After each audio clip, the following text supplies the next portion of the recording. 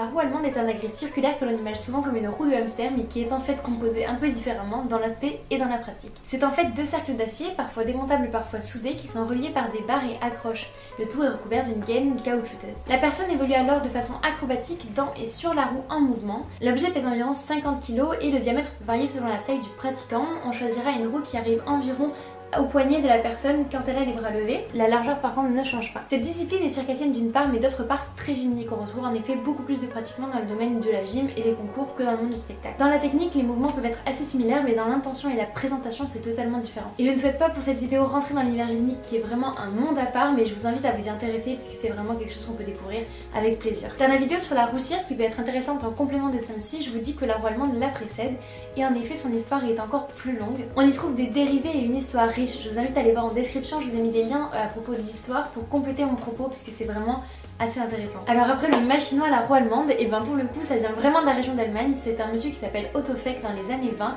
qui a initié cette discipline. Ça venait d'un souvenir d'enfance où quand il était jeune il roulait dans une sorte d'agrès métallique et bois.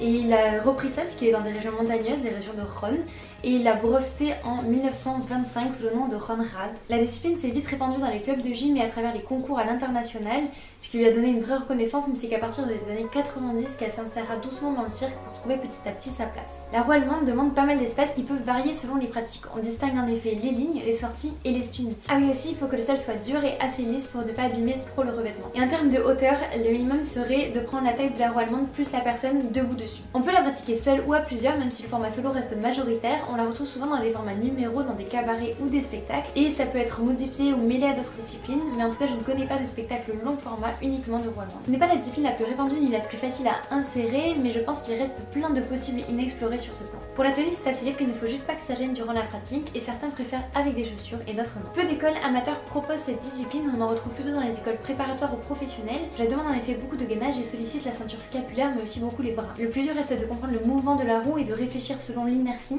et aussi de se repérer dans l'espace. En ce qui concerne la sécurité, le plus gros risque est que la roue prenne de la vitesse, t'entraîne et que tu ne saches pas la contrôler. On utilise beaucoup donc des parades. On peut aussi s'entraîner sur des appareils stables ou fixes, on peut bloquer la roue allemande, mais comme le concept de la roue c'est aussi de travailler en mouvement avec l'inertie de celle-ci, cette proposition a vite des limites. En ce qui concerne les blessures, vraiment les bleus deviennent tes compagnons de route et certaines contusions si tu te roules dessus. Tu peux tomber souvent, te cogner beaucoup et quand les doigts tapent contre la roue ça peut faire des entorses, mais les risques mortels sont quasi nuls. C'est une discipline assez différente de toutes les autres dans le cirque, même si dans l'aspect elle ressemble à la roue cirque, elle est vraiment différente dans la pratique.